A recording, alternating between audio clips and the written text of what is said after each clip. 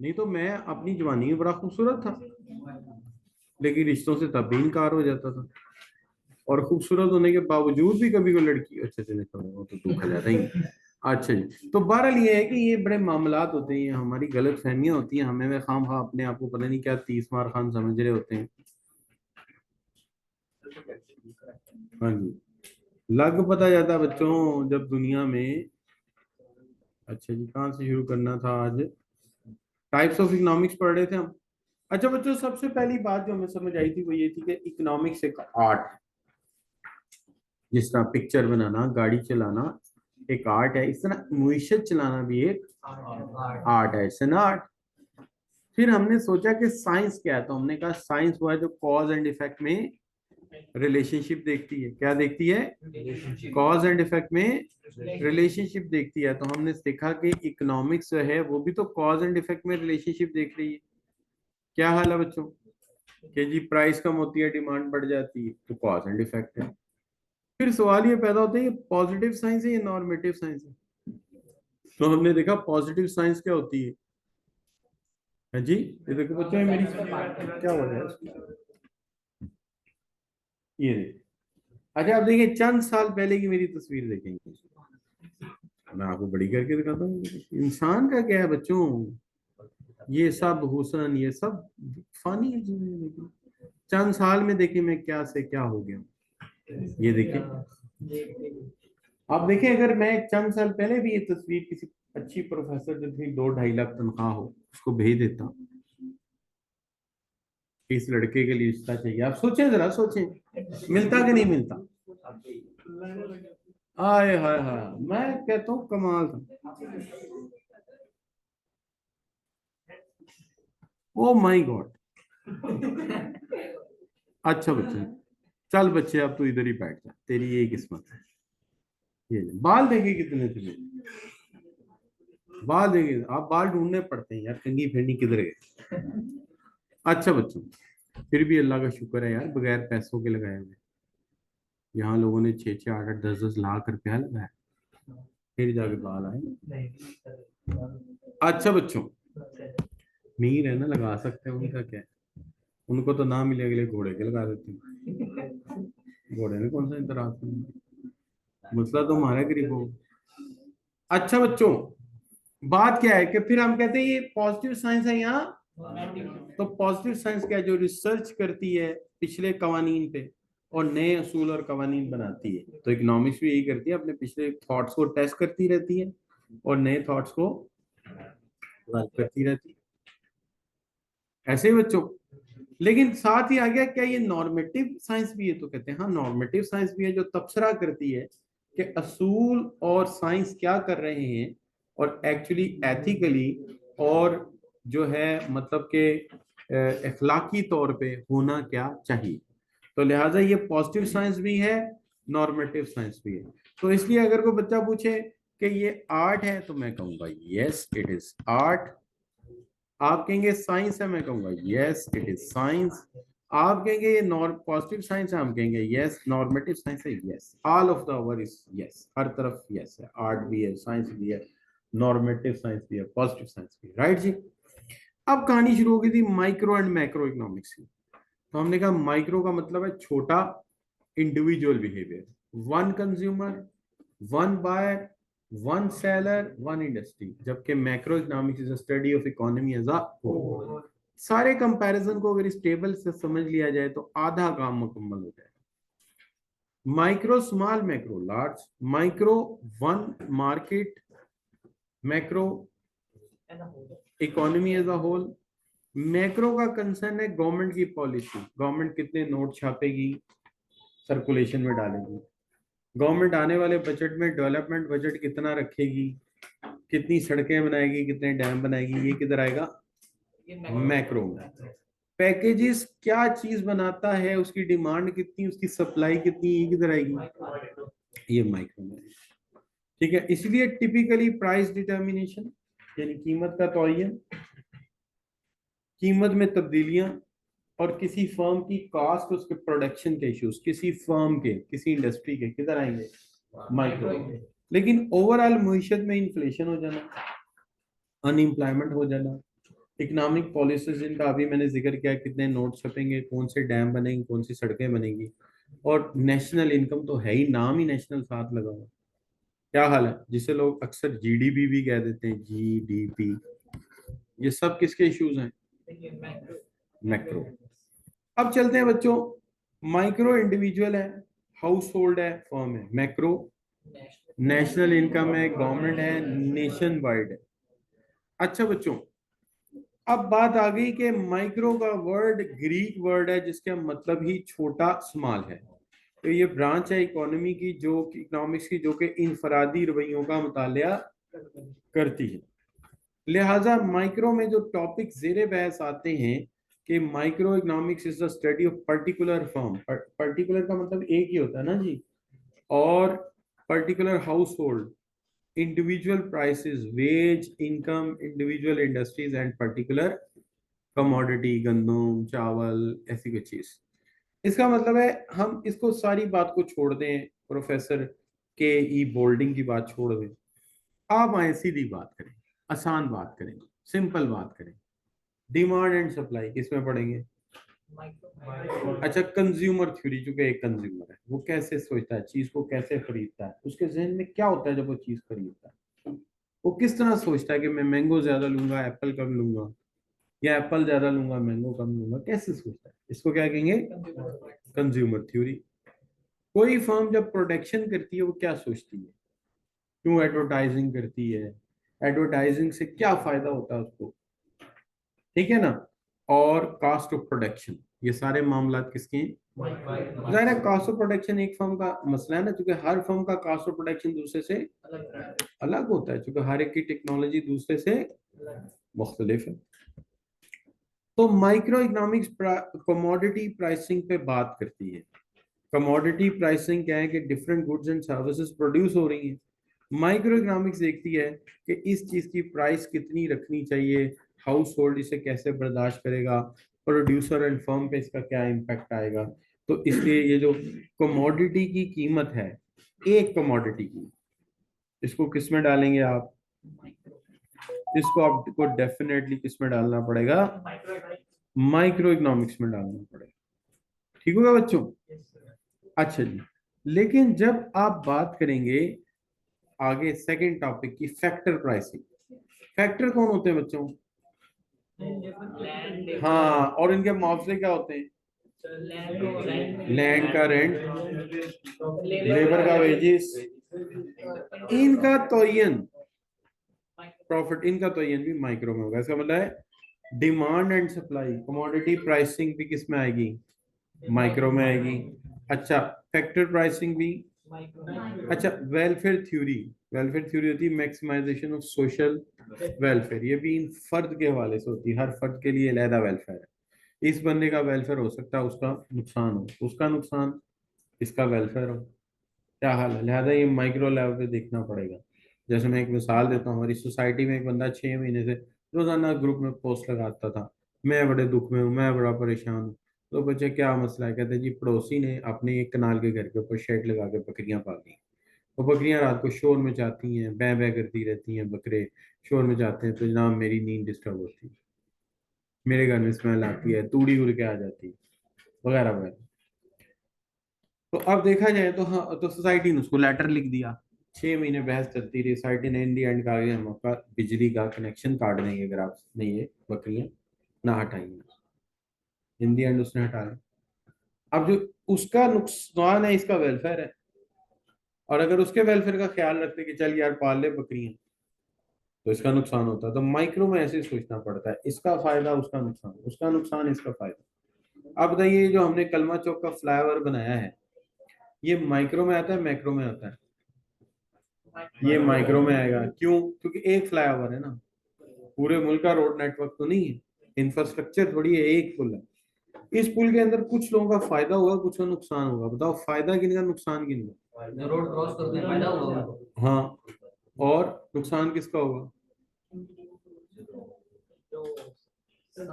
Raw material, पैसे मिलेंगे, उनका भी फायदा है।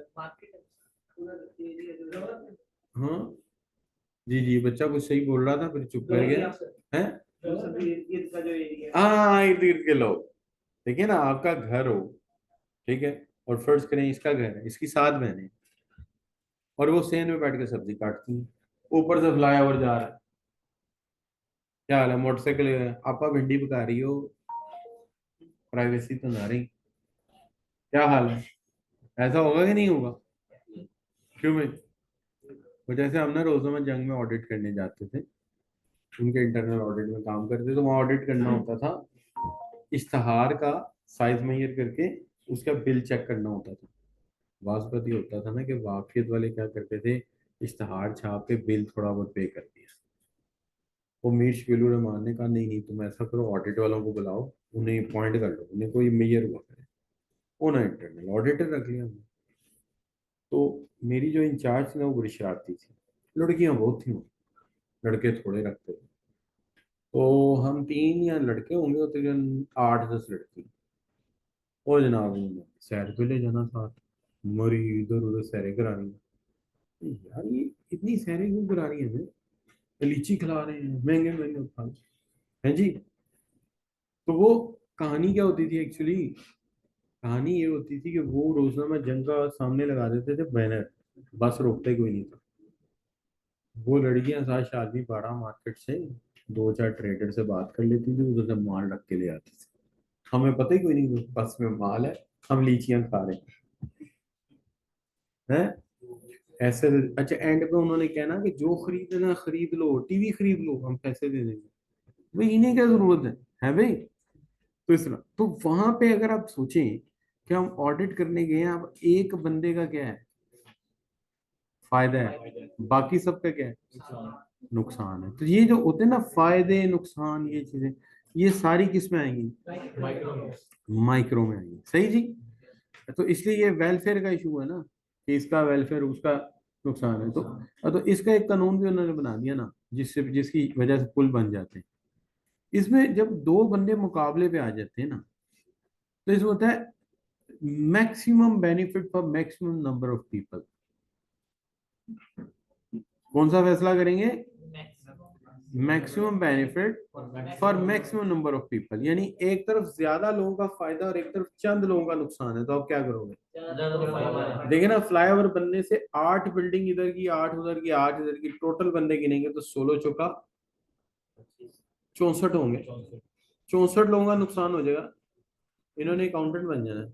16 चौका 25। अच्छा, तो 16 चौका 64, 64 लोगों का नुकसान है ना टोटल। लेकिन कितने लाख लोग रोजाना आ रहे हैं जा रहे हैं, तो फैसला क्या होगा? यही चीज होती है। ये खेत है जी, ये खेत है, समझो ये खेत है, और ये सोसाइटी है इधर, ये इस सोसाइटी में रहते हैं अंदाजन कोई 20,000 लोग रहते हैं यहाँ, और ये बंदा रास्ता नहीं दे रहा सड़क बनाने का, क्या होगा?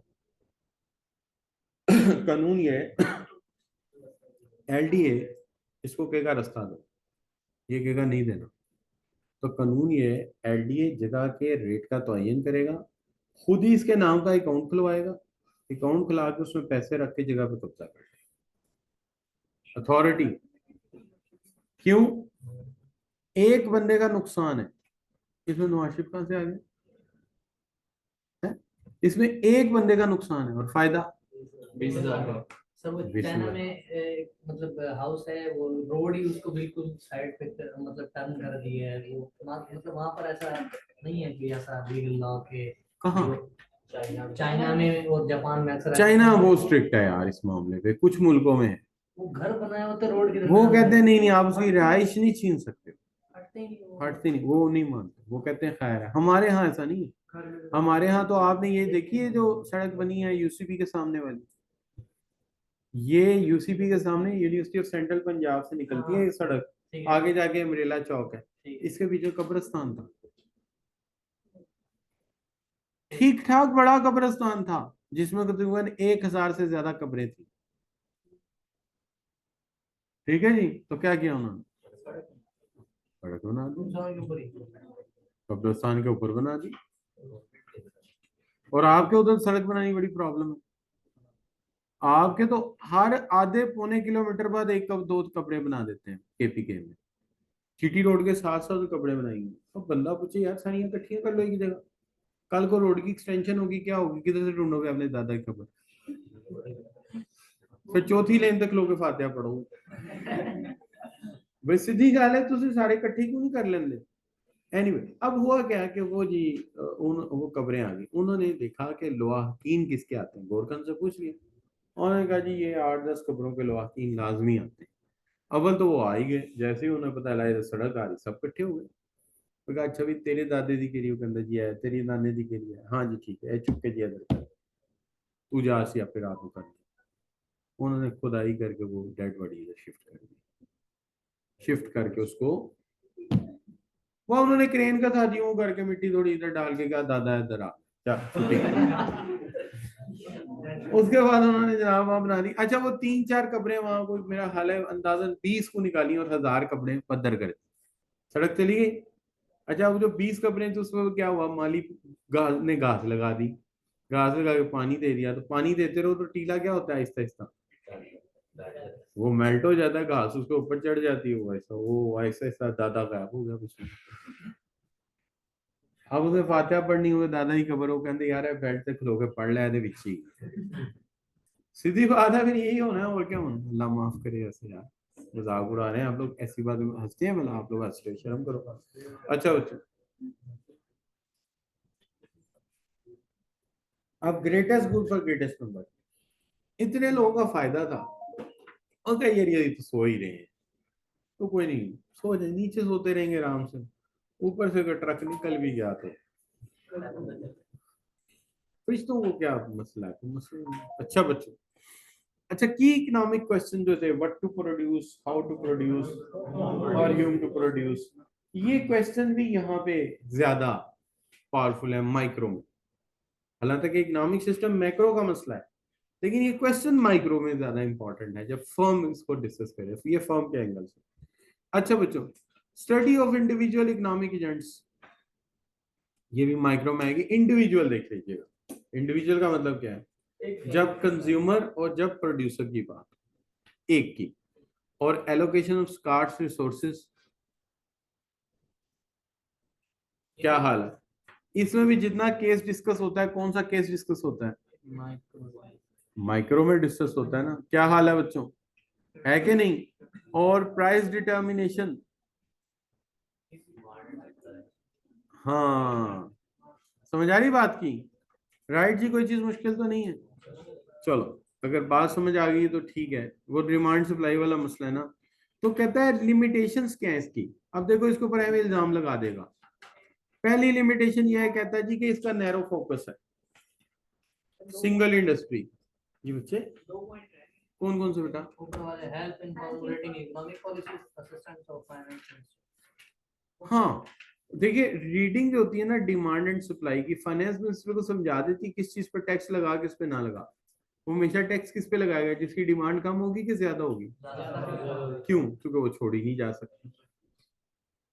अगर फर्ज करें वो टैक्स लगा देता है किस पे जी, फर्ज करें वो टैक्स लगा देता है जामे शीरी पीने पे, तो लोग क्या करेंगे, जामे शीरी छोड़ देंगे, ऐसे होगा ना।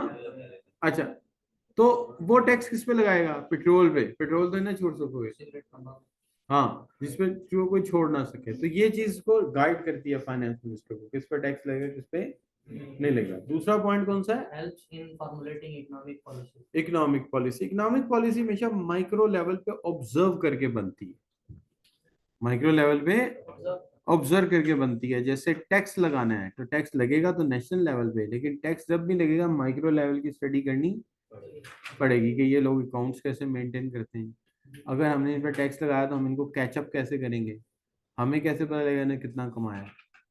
तो टैक्स हमेशा किसका इश्यू होता है, केस टू केस, टैक्स हमेशा केस टू केस होता है ना। तो इसलिए जब टैक्स लगाया जाएगा पॉलिसी मैक्रो में बनेगी, लेकिन इम्प्लीमेंट किस में किया जाएगा, माइक्रो में किया जाएगा। सोचा जाएगा कि यार ये बंदा कैसे टैक्स कमाता है, किस तरह खर्च करता है कि नहीं बच्चों। अच्छा हो गई बात, अब आ जाए किस तरफ, कहता है जी इसका फोकस नैरो है। हालांकि ये इल्जाम नहीं लगाना चाहिए था, हम खुद चाहते थे कि माइक्रो किसको फोकस करे, फर्द को फोकस करे ना, तो फिर जाहिर बात है फिर हमें यही करना चाहिए था, लेकिन उन्होंने क्या कह दिया, एग्जाम क्या लगाया, सिंगल इंडस्ट्री इसका फोकस नैरो। ये ऐसी है जैसे मैं आपसे कहूँ यार एक मजदूर ढूंढ के ला जिसकी हाइट छोटी हो, 4 फुट से ज्यादा ना हो। आगे सर किस लिए कहते हैं, लेंटर नीचे डला हुआ है, बीच में घुस के स्टोर के प्लास्टर कर लेगा, आप ले आते हो, बाद में मैं खुद ही कहता हूँ यार इसका, इसकी खामी क्या है, इसका कद छोटा है। तो ये तो आपकी अपनी मर्जी है ना, तो ये आप खुद चाहते थे कि ऐसे ही हो, क्या हाल है। या मोटरसाइकिल आप ले लें और फिर आगे इसकी खामी, ये उड़ नहीं सकती, भाई आपने मोटरसाइकिल लिए, जहाज थोड़ी लिया है। तो ये वही हिसाब है कि माइक्रो इकोनॉमिक्स नैरो, उसका फोकस नैरो ही होना था। और आगे क्या है, ये सिंगल इंडस्ट्री, भाई यही तो आप चाहते थे, अब वही उसकी क्या बना दी, खामी बना दी। क्या हाल है बच्चों, नहीं बस ये बेवकूफी है, बस इस तरह की बातें ये लोग करते रहते हैं, कितनी को काटेंगे, तो किताब ही खत्म हो जाएगी। क्या हाल है? नहीं बच्चों, अब ये क्या, ये बड़ी खराबी है। क्यों जी, ये सास वाला हिसाब है। जब वो पसंद करने जाती है ना लड़की, तो वो चीजें आके घर आके खूबी बताती है, लड़की सीधी बड़ी है, सादा बड़ी है, और बाद में वही कहेगी जब शादी हो जाएगी, अल्लाह मियां दी गांव फाड़ ले आया ना, ना अकल है तो ना कुछ और। यही वो चीज जो पहले खूबी थी, अब क्या बन गई, खामी बन गई। ये बहुत बड़ा मसला है ना जी। अच्छा, अब इस बात है, inappropriate in major areas. लो जी, ये मेजर है, अब मेजर एरियाज देखिए, unemployment, inflation and trade cycle. और भाई ये जब टॉपिक मैक्रो के हैं तो वो बेचारी क्या करे, उसका एरिया वो नहीं है। आप माइक्रोस्कोप लेके कहें कि मैं इस माइक्रोस्कोप से केटू का पहाड़ देखना चाहता हूँ, इसकी खामी है, केटू का पहाड़ नहीं दिखा सकता। तो भाई वो माइक्रोस्कोप है, उसके अंदर तुम जर्म्स देख सकते हो, इंसेक्ट्स देख सकते हो, क्या हाल है, अमेबा देख सकते हो, ये थोड़ी है, वो तो बनी नहीं इसके लिए। तो माइक्रो के साथ में वही किया कि पहले उसको उस पर फोकस कराया, फिर कहते हैं तेरे अंदर ये खामियां। दुनिया आपके साथ यही करेगी, दुनिया आपके साथ यही करेगी। पहले कहेंगे दाढ़ी रख लो तुम्हें अच्छी लगेगी, जब दाढ़ी रख लेंगे है की कितने। हाँ मेरे साथ यही हुआ ना, कहते दाढ़ी रख लो प्यारी लगाना, चलो रख लेते हैं, तो बाद में ए की कोल जी दाढ़ी रख ली उन्हें, तो है लंबी करे, फिर एंजॉय होगी, फिर सोना लगेगा, पता नहीं कदों लगे। दुनिया ऐसे ही करेगी आपके साथ, कभी कुछ कभी कुछ कभी कुछ, है जी। अच्छा बच्चों, अब आगे क्या कहता है कि too many and unrealistic assumption। जब भी कोई थ्योरी पढ़ाते हैं इसके अंदर इतनी assumption होती है, इतनी assumption होती है जिसकी इंतहा कोई नहीं। कम से कम हर लॉ की 7 assumption, हर लॉ की 7 assumption है। ये ना बदले, सूरज ऐसे ही चमके, हवा ऐसे ही चले, मतलब क्या पता नहीं क्या क्या है, ये बात सही क्या है, assumption बहुत ज्यादा। अच्छा बच्चों, अब आ जाए मैक्रो इकोनॉमिक्स। मैक्रो इकोनॉमिक्स है इकोनॉमी का बड़ा जो है ना एनालिसिस। मैंने तो आपको सिर्फ 2 चैप्टर और पढ़ाने, एक एक चैप्टर 2 और एक चैप्टर 3। उसके बाद मैंने आपको मैक्रो में ले जाना। क्यों, क्योंकि मैं मैक्रो इकोनॉमिक्स समझता हूँ बच्चे को ज्यादा इंटरेस्टिंग लगती है। और दूसरी बात, मैक्रो में पेपर आता है तकरीबन 72 नंबर का, 72 मार्क्स का, 74 का भी आया था बस बस। और माइक्रो से आता है ज्यादा ज्यादा 28 नंबर, 26 नंबर का। तो मुझे सिर्फ बुनियाद पक्की करनी कि बेसिक लास्ट सिखा दूं, फिर मैं आपको उधर ले जाऊंगा कि पहले आप वो करें, ठीक है। अच्छा, तो अब मैक्रो इकोनॉमिक्स में बड़े मजे की चीजें जो आप पढ़ते हैं, मिसाल के तौर पे आप पढ़ते हो हुकूमत की 2 बड़ी पॉलिसी, एक मॉनेटरी और एक फिस्कल पॉलिसी। अच्छा बेटा, मॉनेटरी पॉलिसी पता कौन बनाता है, सोचो पाकिस्तान में कौन बनाता होगा, तुक्का लगाते हैं सब मिलकर, सेंट्रल बैंक बनाएगा, बिल्कुल सही कह रहे हैं। क्यों बोला, भाई पैसे की पॉलिसी है ना, रुपया कितना छपेगा, कितना सर्कुलेशन में आएगा, तो सेंट्रल बैंक की हुकूमत ही है, उसका गवर्नर कौन लगाता है, हुकूमत लगाती है। तो इस सेंट्रल बैंक बच्चों तय करेगा मॉनेटरी पॉलिसी। तो हुकूमत की एक पॉलिसी है, ठीक है बच्चों, एक पॉलिसी है, इसका नाम क्या है, सेंट्रल बैंक की मॉनेटरी पॉलिसी। दूसरी पॉलिसी है जिसमें हुकूमत बजट बनाती है, बजट बना के सोचती है कि कितना खर्चा लाएंगे टैक्स लगा के, और कहाँ पे उसे खर्च करेंगे। ये पॉलिसी जो है हुकूमत की, इसे कहते हैं फिस्कल पॉलिसी। ये हुकूमत खुद बनाती है। बल्कि आपने देखा होगा बजट का ऐलान कहाँ होता है, नहीं, जिस दिन सेनेट, जिस दिन इजलास होता है उस दिन हाउस ऑफ कॉमन और हाउस ऑफ पार्लियामेंट दोनों इकट्ठे आते हैं। नहीं समझे बात की? उर्दू में नहीं समझ आती आपको, मैं अंग्रेजी में समझू। उस दिन सेनेट और कौमी असेंबली दोनों इकट्ठे बुलाए जाते हैं, और उस दिन जो सेनेट का चेयरमैन होता है वो इसको हेड करता है इजलास को। यानी फेडरल बजट के लिए हाउस ऑफ कॉमन और हाउस ऑफ पार्लियामेंट दोनों से इकट्ठे लोग आते हैं। अब याद रखना है कि ये दो हाउसेस क्यों बनाए जाते हैं, पता है आपको? पार्लिमानी निजाम की एक खूबसूरती है, एक कौमी असम्बली है जहां लोगों को सीटें मिलती आबादी के एतबार से, तो उसमें सबसे ज्यादा कौन बैठे होंगे? पंजाब वाले पंजाबी बैठे होंगे। अब फर्ज करो कोई कानून बनाए तो पंजाबी कानून बनाते जाएंगे, फिर बनाते जाएंगे ना फिर। ठीक है। इसके लिए फिर एक हमने ऐसा इदारा बनाया हुआ है जहां सबकी नुमाइंदगी बराबर है, बलोचियों की, केपीके वालों की, पंजाब वालों की, सबकी बराबर है। ठीक है उसका, और फिर हमने रूल बनाया जो इधर से चलेगा ना मूव ला का, वो उधर से भी अप्रूव होना जरूरी है, और जो उधर से चलेगा वो इधर से अप्रूव होना जरूरी है। इस तरह फिर किसी एक सूबे के खिलाफ कोई कानून पास नहीं हो सकेगा। तो फिर आप कहेंगे सर बलूचिस्तान से ज्यादती हुई है तो कैसे हुई? जितनी ज्यादती डिक्टेटर्स ने की, अगर डेमोक्रेटिक सिस्टम होता तो ज्यादती हो ही नहीं सकती थी। आप देखें थोड़ी सी डेमोक्रेसी चली है ना, तो वो जो उनकी महरूमी है ना उसका हल निकला है क्या? कि पहले आपने देखा होगा कि हमें लगता था कि यार बजट तो सारा पंजाब पे लग जाता है, इनके ऊपर तो पैसे ही नहीं लग रहे। तो फिर आप अब जैसे ही जरदारी साहब आए, लोग उनको बातें बड़ी करते हैं, लेकिन उस सुबाइयत के हक में बड़े अच्छे काम किए। 18वीं तरमीम ले आया। 18वीं तरमीम का मतलब ये पैसे जिस सूबे की जितनी आबादी उस सूबे को दे देने, और हेल्थ भी उन्होंने फेडरल से वापस ले लेके सूबों को दे दिए। इसीलिए तो यंग डॉक्टर ने एहतजाज किया है, फेडरल में तो ग्रेड हेड फेडरल की सैलरी ज्यादा होती है ना, तो इसलिए एजुकेशन और हेल्थ फेडरल ने रखी हुई थी। तो फेडरल ने कहा कि हमने ना तो बजट रखना ना कुछ और, ये सूबों को दो, और सूबों के पैसे वो खुद खर्च करें, ताकि सूबा एक रियासत की शक्ल है, सिर्फ करेंसी और फौज इकट्ठी है, बाकी अपनी कमाओ अपनी खाओ। इससे केपी के कहता है कि हमारे डैमों से तुम बेशक डैम तुमने बनाए हैं फेडरल बजट से, लेकिन बिजली तो हमारे से बन रही है ना, तो इसलिए फी यूनिट 2 रुपए मारेंगे।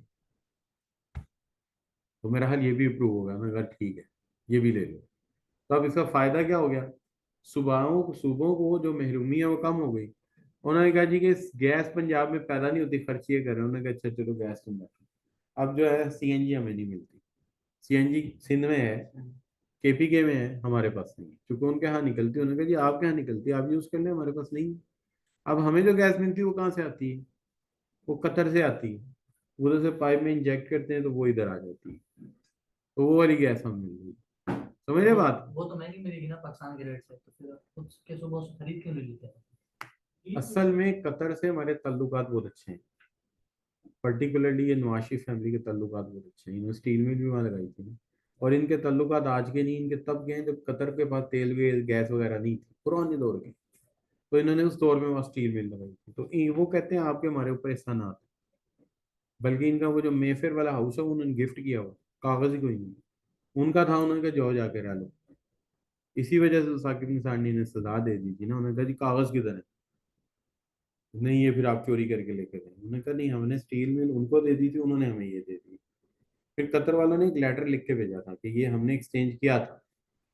तो जज साहब ने बजाया कि उस लेटर को मान लेते, क्योंकि सफारती सफाता पे कभी को बात से इनकार नहीं होता, ये तहसीक होती है ना रियासत की। उन्होंने बल्कि उनके सफारतकार को बुला के उसको जलील कर दिया।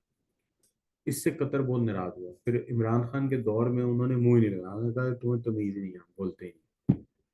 वो फिर हालांकि कि वो जज साहब की गलती है, उन्हें चाहिए था सफारती लेवल पे मुदाखलत ना करते, उससे तल्लुकात खराब हो जाए।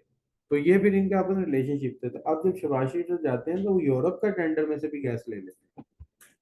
तो ये वो वाली गैस है कि ये जो तल्लुकात इनके उसकी वजह से फायदा हो जाता है, वरना कोई और जाए वो कभी भी ना दे, तो उनके ऊपर इनके ऐसा ना आता है। सऊदीया को भी स्टील मिल इन्होंने लगा के दी थी पहले। जब 60 में नेशनलाइजेशन हुई ना, तो ये अपनी मिलें उठा के उधर भाग गए थे, सारी भाग गए थे ना, नेशनलाइज हो गई।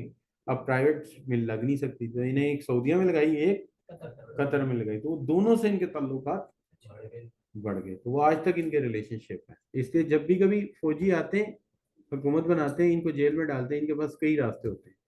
ये कतर भी जा सकते हैं, सऊदी में इसलिए ये जल्दी छूट जाते हैं। अब इमरान खान है बेचारा, वो फंसा हुआ है, कहीं जा ही नहीं सकता, कहाँ जाए? सऊदीया वाले भी नहीं ले रहे, कतर वाले भी नहीं ले रहे, कोई ले ले तो बेचारा चला जाए। ले दे के वो बेचारी, एक है उसकी बीवी है बड़ी अच्छी है, उसका नाम है जमीमा खान, वो अच्छी खातून है, वो कह रही है इसको मेरे पास भेजो, तो अब चला जाएगा मेरा ख्याल है ये। अगर चला जाए तो क्या कोई बुरी बात है? बिल्कुल अपनी जान बचानी चाहिए, अपनी जान बचानी चाहिए। ये अच्छा, बाद लोगों को पता ही नहीं है इन बातों का। हजरत इमाम हुसैन ने के जब मुज़ाकरात हुए थे ना, वो जो था, वो जिसने शहीद किया था उन्हें, क्या नाम था उसका, शिमर के साथ, तो उन्होंने एक शर्त ये भी, उन्होंने एक एक एक ऑप्शन ये भी दी थी कि तुम मुझे यहाँ से जाने दो, मैं सारी जिंदगी वापस ही नहीं आऊंगा, मैं जो जो रियासतें आ गए हैं वहां इस्लाम फैलाने के लिए जहाद करता हूँ, बॉर्डर एरिया, मैं मुसलमानों की तरफ से अगले एरियो में जहाद करता रहूंगा। इसलिए जान बचाने में कोई गुनाह नहीं होता। तो ये है, मैं लोगों बाद में वो जी वो भाग जाएगा तो वो है कि ऐसा चक्कर नहीं, उस बेचारे को जान बचाने दो, अगर बचती है तो बचने दो उसकी जान, क्यों पीछे पड़े उसके, क्या हाल है? तो ये कोई लॉजिक नहीं है। अगर उसको रास्ता मिले, ही शुड स्केप, उसे स्केप करना चाहिए, ये जरूरी है। ये कौन सी अकलमंदी है? अगर भट्टो की तरह जेल में मर गया तो क्या मिलेगा आपको? कुछ भी नहीं मिलेगा, बाद में रोते रहेंगे हम लोग। तो बेहतर ये है, if someone can escape, let him escape, उसको जाने दो यार। हालात अच्छे होंगे तो वापस आ जाएगा, जैसे बेनजीर आ गई थी, नवाज शरीफ आ जाती, ये भी आ जाएगा। क्या हाल है बच्चों? पैराजिम तो 10 साल बाद चेंज हो जाता है। क्या हाल है? हम पीपीटीआई के नारे लगा देंगे, जमात इस्लामी छोड़ देंगे। अच्छा बच्चों, अब बात क्या होगी जी, सेंट्रल बैंक और बजट, ये इनके पास है, राइट जी। अच्छा, तो मैक्रो इकोनॉमिक्स में आएगा ना ये, क्योंकि ये बड़ा मामला है। अच्छा फिर बच्चों देखो, economic growth and development, it is also not a smaller issue, is a bigger issue, बड़ा इशू है बच्चों, छोटा इशू नहीं है। लिहाजा ये भी किस में जाएगा? ये भी मैक्रो में आएगा, जरूरी है इसका मैक्रो में आना, जरूरी है। क्यों जरूरी है जी? भाई एक चीज है जिसका ताल्लुक नेशनल इंटरेस्ट के साथ है, ग्रोथ, कितनी ग्रोथ हुई, पाकिस्तान की आमदनी में कितना इजाफा, तो पाकिस्तान की आमदनी, कौम की आमदनी, इसी को ग्रोथ कहते हैं। नेशनल इनकम का डिटर्मिनेशन, हम कितने पैसे कमाते हैं, कितने पैसे खर्च करते हैं, कहाँ से हमारे पास पैसे आ रहे हैं, क्या इसका हिसाब नहीं होना चाहिए बच्चों? ये भी नेशनल का मामला है, मैक्रो में आएगा। इन्फ्लेशन और एम्प्लॉयमेंट एक ही बात है, अनएम्प्लॉयमेंट बेरोजगार और एम्प्लॉयमेंट रोजगार लेवल, ये दोनों अपोजिट है, बात एक ही है, कहां इधर से पकड़ ले उधर से पकड़ ले। तो कितनी कीमतों में इजाफा हो रहा है और कितनी रोजगार में इजाफा हो रहा है? वैसे करंट जो सिचुएशन है, ये गवर्नमेंट बहुत अच्छी जा रही है फॉर अ टाइम भी। कैसे, मैंने कैसे, वैसे मुझे कल मैं देख रहा था, यहाँ पे कहीं लिखा था कि यहाँ कहीं लिखा था, जैसे हम यहाँ लिख देना, inflation, inflation in Pakistan last few years, पिछले चंद साल, तो वो आपको बताता है कि इन्फ्लेशन हमारे मुल्क में जो है ना, टाइम के साथ साथ जो है ना वो बढ़ा भी है, और आजकल इसका जो ट्रेंड है वो पहले से क्या हो रहा है बच्चों, कम होता जा रहा है। क्यों बच्चों, क्या हाल है? 21-22 नहीं, हमें चाहिए स्टेटिस्टिकल एनालिसिस, देखते हैं जरा पाकिस्तान का इस वक्त है 19 तकरीबन 18% पे आ गया ना, क्या हाल है? तो अगर हम कहें कि, अगर हम कहें कि current analysis, current analysis of economic problem Pakistan, तो आपको थोड़ा सा बताए शायद कि इस वक्त सिचुएशन ये, जरा इधर हटाना है इसको, देखिए ये पाकिस्तान इकोनॉमिक क्राइसिस, ये देखिए, तो पाकिस्तान का इकोनॉमिक क्राइसिस चला है बेरोजगारी से, इसका आ रहा है डिटेल, बहुत सारी डिटेल है। हम तो कह रहे थे एक आधा ट्रेंड देख के जान छूट जाएगी तो कोई लंबा पढ़ना पड़ेगा, इतना तो पढ़ने की मुझे आदत नहीं, आपने कहाँ से पढ़ना है? नहीं बच्चों, आपको पढ़ने की आदत ही नहीं है, आपने कहाँ पढ़ना है? पीछे दफा हो जाए। अच्छा बच्चों ऐसा करते हैं, क्या लिखा था, करंट, और इधर लिख देते हैं ट्रेंड्स। नहीं वो मैं चाहता हूँ मैं ना बताऊं, इसमें से देख लेते हैं ना, ज्यादा अच्छा हो जाएगा। वर्ल्ड बैंक का डाटा क्या कहता है? वर्ल्ड बैंक का डाटा कहता है कि जी पाकिस्तान को 2022 में किसने हिट किया? फ्लड ने। ठीक है, और पॉवर्टी लाइन से बिलो चले गए लोग कब? 2018 में। ठीक है जी। और अगर आप इंडेक्स देखें तो हमारी जो प्रॉब्लम है वो सबसे ज्यादा एग्जेजरेट कब हुई है बच्चों? 2021 में, जो मोस्ट वर्स्ट कंडीशन है। और अब देखिए 24 में आके क्या हो रही है, पहले से बेहतर हो रही है। ठीक है, लेकिन अगर देखा जाए तो एक एतबार से 2020 में कंडीशन बेहतर थी आज से भी, है ना? और अगर आप 2017 भी मिला लेंगे तो इस हिसाब से जब आप देखेंगे आपको अंदाजा होगा कि हमें नवाज शरीफ को नहीं निकालना चाहिए था। और इसको देखेंगे तो लगता है हमें इमरान खान को भी नहीं निकालना चाहिए था। तो जब वो फिट हो गया था तब हमें निकालना नहीं चाहिए था, जब नवाज शरीफ फिट हो गया था काम चल रहा था चलने देते, और जब यहाँ फिट हो गया था तो यहाँ पे भी हमें से निकालना नहीं चाहिए था ताकि काम। ये ग्राफ क्या शो कर रहा है? ये बेटा ये शो करता है कि ये देखो ना, this is the Pakistani commitment by fiscal year, तो ये फिस्कल ईयर में हमारा लॉस कितना आ रहा है? ठीक है, कितना लॉस ये आ रहा है? 2022 की कैंडल बताया था। 2022 के अंदर रिस्क पे नहीं ना, हमारे पास इतना लॉस आ ही नहीं रहा था, यानी हमें बाहर के इतने पैसे देने ही नहीं थे। 22 मतलब कमाल था, सबसे ज्यादा अच्छा था। बेहतर था, 17 इससे भी अच्छा था, 17 इससे भी अच्छा था। यानी अगर हम देखें ना कि हमारे मुल्क में अगर देखो of trend of inflation in Pakistan from 2013 से लेके टू कोई नहीं बात। टू 2024 कर देते हैं। तो अगर आप ये ट्रेंड देखेंगे ना इन्फ्लेशन का, तो ये देखिए हमारा जो सिचुएशन है यार, ग्राफ नहीं ना इन्होंने दिया, हमें ग्राफ चाहिए था, वी नीड ए ग्राफ। वापस चलिए, ग्राफ लिख देते हैं, हो सकता है आई जाए कम। ये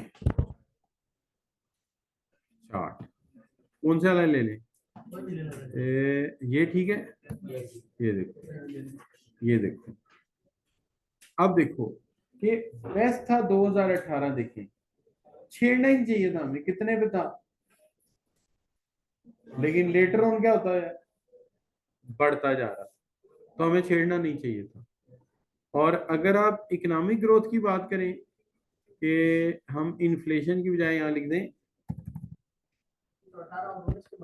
इकोनॉमिक ग्रोथ, को हमने गलत ले लिया ना, चार्ट वो एक ही ले लिया, लेकिन फिर भी देखो आइडियल कंडीशन तो 14 वाली है ना, क्या हाल है, सॉरी 18 वाली। तो तो उनको ही चलने चलने देना चाहिए था, बजाय हमने उनको चलने देने के अपने लिए मुसीबत खड़ी करके बैठ गए। अच्छा यूसी ये देखो, अब ये देखो जीडीपी ग्रोथ हमारा, ये ठीक। अब देखो आइडियल कहाँ पे मिला आपको? 9 18 में।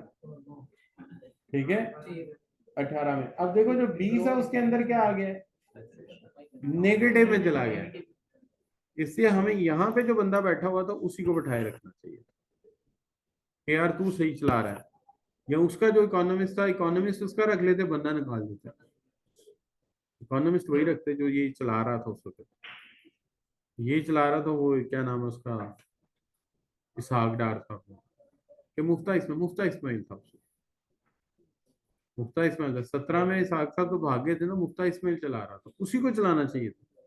और वो अभी भी जब बैठा था ना तो इंडस्ट्री उससे बड़ी खुश थी, तो वो अच्छा इकोनॉमिस्ट है। तो उसके बाद देखिए डिप आ गया, फिर उसके बाद 2021 में दोबारा फिर ऊपर जाना शुरू हो गया था। 2021 में कितनी ग्रोथ थी, फिर दोबारा 4.8 थी, 4.8 थी 2021 में जब इमरान खान को निकाला। और यहाँ कितनी थी, 5.8। हमें दोनों को नहीं निकालना चाहिए था, इसको 5 साल देने चाहिए थे, उसको भी 5 साल देने चाहिए थे, फिर हमारी मीशत ज्यादा अच्छी हो जानी थी। लेकिन हमने क्या किया, हम निकालते बहुत जल्दी है। वजीर आजम ऐसे निकालते थे, चौकीदार निकालना, इधर आए, तू रात को सो रहा था, और नहीं सर मैं नमाज पढ़ने गया था, नमाज पढ़ता है, इधर आ, चल भाग, ऐसे निकाल देते हम लोग। नहीं बच्चों, है कि नहीं? अच्छा भाई, तो बैलेंस ऑफ पेमेंट भी किधर आएगा? बैलेंस ऑफ पेमेंट मैक्रो में क्यों डाल रहे हो भाई? भाई ये बैलेंस पेमेंट मैक्रो में क्यों डाल रहे हो? क्योंकि कॉम का बैलेंस ऑफ पेमेंट है, हमने क्या एक्सपोर्ट किया, क्या इंपोर्ट किया, तो ये पेमेंट होती है ना बच्चों, किसकी, इंपोर्ट और एक्सपोर्ट की। ठीक है जी, इसलिए इसमें आएगा। तो अब मैक्रो में क्या क्या चीजें आ गई बच्चों? Macro economic policy, fiscal policy, monetary policy, ये दोनों समझा दिए मैंने। कमर्शियल पॉलिसी होती है इंपोर्ट और एक्सपोर्ट की। ठीक है जी। अच्छा बच्चों, तो अब देखो, पहली बात मैक्रो में क्या आएगा, इकोनॉमिक ग्रोथ। अभी ग्रोथ आपने देखी 4.6, ये ग्रोथ होती है कि एक साल में कितनी बढ़ेगी। अगर किसी मुल्क की ग्रोथ 10% है ना, तो 10 साल बाद वो मुल्क तरक्की याफ्ता मुल्क बन जाए।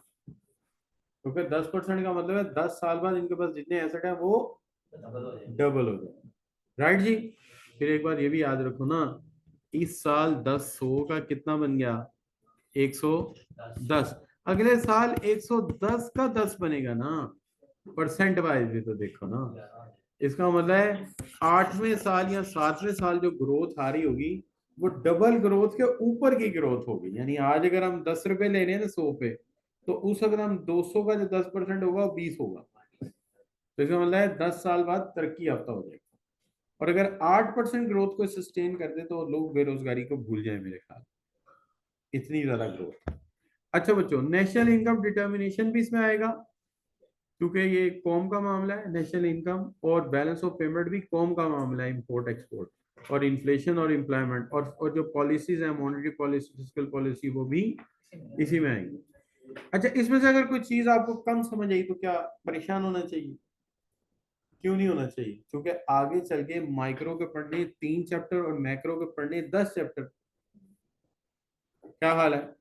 सॉरी, मैक्रो पढ़ने 9 चैप्टर। तो जब 9, ये जो यहाँ चीजें लिखी हैं वो आगे चल के क्या बनेंगी, चैप्टर। आज चैप्टर पढ़ेंगे सारी समझ आ जाएगी। इससे यहाँ पे सिर्फ इसको इसको सिर्फ एक बार गो थ्रू करो। असल में इस टॉपिक को दोबारा पढ़ना जब कोर्स मुकम्मल हो, तो फिर आगे अच्छा चाहिए वो वाला चैप्टर है, वो सारा आपको आ जाएगा। अच्छा बच्चों, इंपॉर्टेंस क्या है? सबसे पहली बात, आपको पूरा इकोनॉमिक सिस्टम समझ आएगा। मैक्रो इकोनॉमिक्स पढ़ने से आपको इकोनॉमिक सिस्टम समझ आएगा, पैसा किधर से छप के आ रहा है, डैम और सड़कें कौन बना रहा है, पूरा निजाम समझ आएगा। दूसरा फायदा, आप अंडरस्टैंड कर सकेंगे इकोनॉमिक गोल क्या होते हैं और वो टारगेट्स क्या होते हैं। वैसे आप शायद इतनी इंपॉर्टेंस ना दें इन चीजों को, लेकिन वक्त के साथ साथ आपको ये चीजें खुद ब खुद समझ आनी शुरू हो जाएंगी। क्यों? क्योंकि अल्टीमेटली आपका नॉलेज बढ़ेगा, और जब नॉलेज बढ़ता है बंदा जो है वो पिक कर लेता है कि अच्छा भाई पहले इस तरह प्लानिंग होती है, टारगेट रखे जाते हैं, फिर उन टारगेट को अचीव करने के लिए कोर्स ऑफ एक्शन यानी प्लान किया जाता है, फिर प्लान को इम्प्लीमेंट किया जाता है, और इन दी एंड क्या होता है, टारगेट अचीव किया जाता है। देखिए ना, दुनिया की जितनी भी कौमें आज तरक्की याफ्ता हैं, ये एक्सीडेंटली नहीं है। क्या हाल है कि वो हादसाती तौर पे अमीर हो गई है? नहीं नहीं नहीं नहीं, देखिए ये बहुत अरसे का लंबा काम है। एक अरसे तक हमें अपने जज्बात पे कंट्रोल करना पड़ेगा। दिल बहुत करेगा कूड़ा उठा के नाले में फेंक दे, लेकिन फेंकना नहीं, उसको फेंकना नहीं है। नाले को खर्चा घटाना है हमने।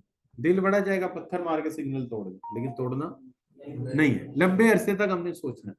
दिल बहुत चाहेगा हम पढ़े ना, लेकिन हमने पढ़ना है, क्योंकि कौम की तरक्की के लिए हमारा पढ़ना जरूरी है। क्या हाल है? क्यों जी? तो अगर हम ये मुसलसल करते रहेंगे ना, तो ग्रेजुअली कौम क्या होगी, तरक्की याफ्ता होगी। अच्छा, तरक्की याफ्ता होने से भी इमेज बेहतर हो जाते हैं, ये भी बात ठीक है, लेकिन कौम का इमेज बेहतर करने के लिए बकायदा प्लानिंग करनी चाहिए हमें, बकायदा प्लानिंग करनी चाहिए। अच्छा बच्चों, प्राइस स्टेबिलिटी, कीमतों में कितना स्टेबिलिटी है, ये मामला बच्चों कौन सा, इन्फ्लेशन का। प्राइस स्टेबिलिटी इन्फ्लेशन है ना, तो हमें मैक्रो इकोनॉमिक्स पढ़ने से ये पता चलेगा इकोनॉमिक सिस्टम कैसे काम कर रहा है। बच्चों आप मेरी बात सुन रहे कि इकोनॉमिक सिस्टम कैसे काम कर रहा है, इकोनॉमिक गोल कैसे रख के प्लानिंग करके हम उसे अचीव करते हैं, और मईशत में कीमतों को स्टेबलाइज कैसे किया जाता है। जाहिर है इसका कोई निज़ाम होगा, क्या हाल है बकायदा, वरना ताजिर जो है गंदुम खरीदे जान के महंगी कर दें, तो हुकूमत कुछ तो करती होगी ना कि इसकी कीमतें कुछ हद तक कंट्रोल रहती हैं, वरना डबल रोटी 400 की कर दें, क्या हाल है। अच्छा, और बैलेंस ऑफ पेमेंट, कि हम एक्सपोर्ट इतनी करें कि हमें इतने पैसे हैं एक्सपोर्ट से कि हम इंपोर्ट की अदायगी कर सके। लेकिन क्या इंपोर्ट बंद करने से मसला हल हो जाएगा, नहीं होगा। क्यों नहीं होगा, क्योंकि जरूरी सामान ही नहीं आएगा, कंप्यूटर नहीं आएंगे, मोबाइल नहीं आएंगे, खादे नहीं बाहर से केमिकल आएगा, दवाइयों का केमिकल नहीं आएगा, रोड रोलर नहीं आएंगे, सड़कें कैसे बनाएंगे, लिहाजा इंपोर्ट जरूरी है। तो इसका हल क्या है, हम इंपोर्ट तो खत्म नहीं कर सकते, क्या करें, एक्सपोर्ट बढ़ा दें, इतनी बढ़ा दें कि हमारा मसला आसानी से हल हो जाए। क्लियर बच्चों। और फिर आखिरी जहाद किसके खिलाफ करना है, किसके खिलाफ करना है बच्चों, किसके खिलाफ जहाद करना है, गुर्बत के खिलाफ, और गरीब हमने खत्म कर देने, सॉरी गुर्बत हमने खत्म कर देनी, ताकि पॉवर्टी कोई नजर ही ना आए। क्लियर बच्चों, हाँ जी, दोनों से खत्म हो जाएगी, है ना। इम्प्रूव प्रोडक्शन, और प्रोडक्शन सिर्फ प्रोडक्शन इंप्रूव नहीं करनी कि चीजें बना बना के रखे जाओ, वो चीजें लोगों के इस्तेमाल में आनी चाहिए ताकि उनका मेयार जिंदगी क्या हो, बेहतर हो जाए, है ना बच्चों। तो लोगों को पास का शक की बुनियाद पे भी मार दिया जाता है ना, जैसे वो दो तीन पागल थे ना, तो वो जा रहे कहते यार हमें भी कोई काम करना चाहिए, तो उसने कहा यार ये ना खेत के बाहर लिखा हुआ इश्तेहार कि खेत जो है ना पट्टे के लिए खाली है, यानी कि लीज के लिए खाली, तो चल यार ऐसा करते हैं हम ये खेत लीज पे ले लेते हैं, 3 एकड़ का खेत है हम उगाएंगे। वो तीनों नशे होते हैं, तो बड़े बड़े दावे करते जा रहे, कहते अच्छा चल लीज ले लेते हैं, लगाएंगे क्या, कहते यार ऐसा करेंगे गंदुम लगा लेंगे, और वो अजनास की कीमत तो बढ़ती ही है, उसने कहा तू तू लगा लेगा गंदुम, तो ये तू देख रहा है साथ जो है पूरा झोपड़पट्टी है, ये यहीं से गंदुम लेके खा जाएंगे, हमारी गंदुम बचेगी नहीं, है जी। वो कहता है ऐसा करेंगे कपास लगा लेते हैं, कहता है तू देख रहा है इनके पास रजाइयाँ ही नहीं है, ये हमारी कपास खा लेंगे, रजाइयाँ लगा लेंगे। कहता है अच्छा फिर ऐसा करते हैं हम गन्ने लगा लेते हैं, ठीक है कुमाद लगा दें, गन्ने लगा देते हैं। तो कहता है तेरा क्या ख्याल है गन्ने ही उगने देंगे। इन्होंने क्या करना है, इन्होंने एक एक गन्ना तोड़ के गन्ने चूपते रहना है, और हमारे गन्ने खत्म कर देने। उसको गुस्सा चढ़ता है, कहता है यार तू बाकी बात बाद में होगी, लीज एग्रीमेंट के लिए हम बाद में जाएंगे, पहले इनको आग लगाओ। वो जाके क्या करते हैं, झोपड़पट्टी को आग लगा देते हैं। आग लगा देते, एक बाबा भागा भागा आता है और कहता है हमारा क्या कसूर है, आपने क्यों हमारे घरों को आग लगाई। तो वो आगे से जवाब देता है और चुप हो गन्ने, और चुप हो गन्ने, समझ आई बात की। इससे वो मुहावरा बना हुआ है और चुप हो, तो मतलब गन्ने कोई नहीं है, खेत कोई नहीं है, लेकिन सिर्फ वहम की बुनियाद पर उसने आग लगा दी झोपड़पट्टी को। तो उसने कहा हमारा कसूर क्या है, कहता होर चुपो गन्ने, कहते केरे गन्ने जेरे सी लाने सी। तो ना लीज मिली ना कुछ और, गन्ने भी आ गए, चोर भी आ गए, है ना जी। इसमें एक और पंजाबी की मिसाल है, आपको नहीं समझ आएगी। वो कहना है पिंड वसिया नहीं चक्के पहले ही आ गए नहीं, समझ आई। चोर गांव बसाया नहीं, चोर पहले ही आ जाते हैं, तो ये चीज है। अच्छा बच्चों, इस तरह गुर्बत एक दिन खत्म हो जाएगी, बल्कि गरीबी होता है। अच्छा बच्चों, लिमिटेशन क्या है इसकी, ये एक्सेसिव जर्नलाइज है, एक्सेसिव। अच्छा आप देखिए, जिस तरह हमने इल्जाम लगाया था ना माइक्रो पे इसका स्कोप छोटा है जी, इस तरह इस पे क्या इल्जाम लगा रहे हैं, इसका स्कोप बड़ा है जी, ये तो बर्ड्स आई व्यू है ना, वही इल्जाम है ना कि ये ओवर जर्नलाइज है। दूसरा, इसमें हेट्रोजेनेटिक इज इग्नोर्ड, यानी हम कोई बात करते हैं, हमें वेरी हाई और वेरी लो कोई एक लेना होता है, दरमियान में हर चीज को क्या कर देते हैं, इग्नोर कर देते हैं, नजरअंदाज कर देते हैं। जो हमें ऊपर से नजर आ रहा है हम कहते हैं यही चीज है। ऊपर से एनालिसिस बाज़ औक़ात क्या होता है, मिसलीडिंग होता है कि स्टैटिस्टिशियन की छोटी सी गलती हो जाए तो हमारा सारा मामला खराब हो जाता है। तो textile sector suffer due to bad cotton crop, लेकिन क्या हमें इसका पता चला? हमें पता ही नहीं चला कि क्रॉप के फसल के जर्म्स कब आए, उन्होंने आके हमारी कपास का बेड़ा गर्क किया और हमारी टेक्सटाइल इंडस्ट्री फारिग हो गई। We all are unaware of it, हमें इसका पता ही नहीं था। तो कहता बहुत सारी चीजें जिसमें एनालिसिस मिसलीडिंग होता है और हमें माइक्रो लेवल की चीजों का पता नहीं होता। ठीक है, अच्छा बच्चे, अगर आप तीनों ने अपनी क्लास लगानी तो मैं आपको रूम दे देता हूँ। मुझे लगता है आप दरमियान वाली लड़की ये टीचर बनेगी एक दिन, क्योंकि मैं जितना पढ़ाता हूँ यकीन करेंगे उससे ज्यादा जोर से बोल के उनको पढ़ा रही है। अच्छा, मेरी आवाज ज्यादा जोर हो जाएगी ना तो वो डिस्टर्ब होती है, वो और ज्यादा बोलती है ऊंचा, यानी कि सर डिस्टर्ब कर रहे हैं हमें, वो उतना ऊंचा बोल नहीं, आप डिस्टर्ब हो रही है, मुझे लग रहा है। सॉरी, हम ऐसा करते हैं, आपको रूम ले देते हैं, आप आराम से बोर्ड पे जाके उनको समझाएं। क्या समझा रही, पकौड़े बनाने की टेक्निक, बिरयानी बनाने की टेक्निक। अच्छा, ये भी मुझे बड़ी मजेदारी की बात था, लड़कियों का एक मिजाज होता है, ये कभी सही चीज एक दूसरे को नहीं बताती। मैंने अपने कानों से सुना, मैं स्कूल में पढ़ता था, लड़कियां बातें करें तो मॉनिटर मेरी दोस्ती बड़ी अच्छी सहेली थी, तो वो उससे पूछती है कि वो जो रसमलाई तूने घर में बनाई थी कैसे बनाई थी? कहती बहुत सिंपल है, आलूओं को उबाल के पीस लेना है, उनकी गोल गोल गेंदे बना लेनी है, दूध में मीठा डाल के उसके अंदर वो आलू डाल देने हैं तो रसगुल्ले बन जाएंगे। तो इसलिए ये बातें बुतें ना करो, ये सही तरीका आपको कभी नहीं बताएगी, उससे अच्छा आप नेट से देख लो। ठीक है, अच्छा बच्चों, यहां तक सही हो गई जी बात, बात समझ आती है? तो एनालिसिस बात का मिसलीडिंग होता है, जरा सी इंफॉर्मेशन गलत हुई, हम कुछ और सोच रहे हैं। आप बताइए, किसी जमाने में पूरी दुनिया में खेलों का सामान कहाँ से जाता था? सियालकोट से। एकदम कम होता होता कम हो गया, सिर्फ फुटबॉल ही रह गया।